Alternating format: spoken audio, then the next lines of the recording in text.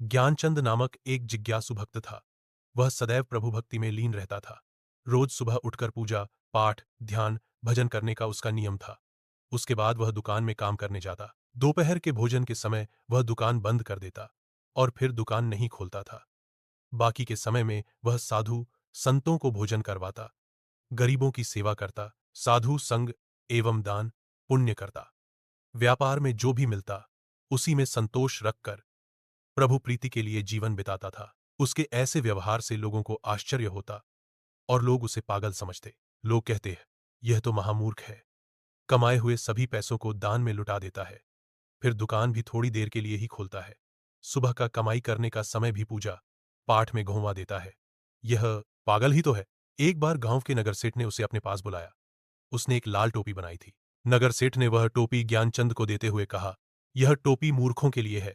तेरे जैसा महान मूर्ख मैंने अभी तक नहीं देखा, इसलिए यह टोपी तुझे पहनने के लिए देता हूं। इसके बाद यदि कोई तेरे से भी ज्यादा बड़ा मूर्ख दिखे तो तू उसे पहनने के लिए दे देना। ज्ञानचंद शांति से वह टोपी लेकर घर वापस आ गया। एक दिन वह नगर सेठ खूब बीमार पड़ा।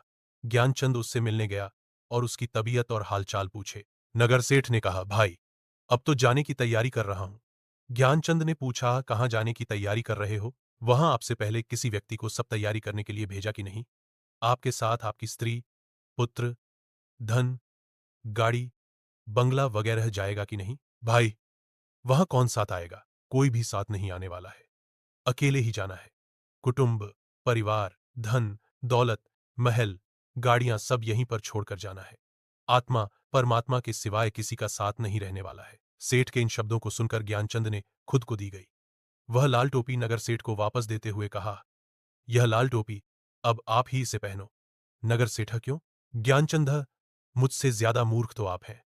जब आपको पता था कि पूरी संपत्ति, मकान, दुकान, दुनियादारी आपके साथ नहीं जाने वाले, तब भी आप जीवन भर इसी लालच में लगे रहे और आवश्यकताओं की पूर्ति होने के बाद भी आप और कमाई करने के स्वार्थ में लगे रहे, शारीरिक भौतिक इच्छा पूर्तियों में लगे रहे और सद्कर्म नहीं किए, जरूरतमंदों की सेवा नहीं की, ईश्वर की भक्ति नहीं की, भजन नहीं किया, दान नहीं किया, धार्मिक कार्य नहीं किए, धर्म का प्रचार नहीं किया, पर लोग जाने की आपने कुछ भी तैयारी नहीं की।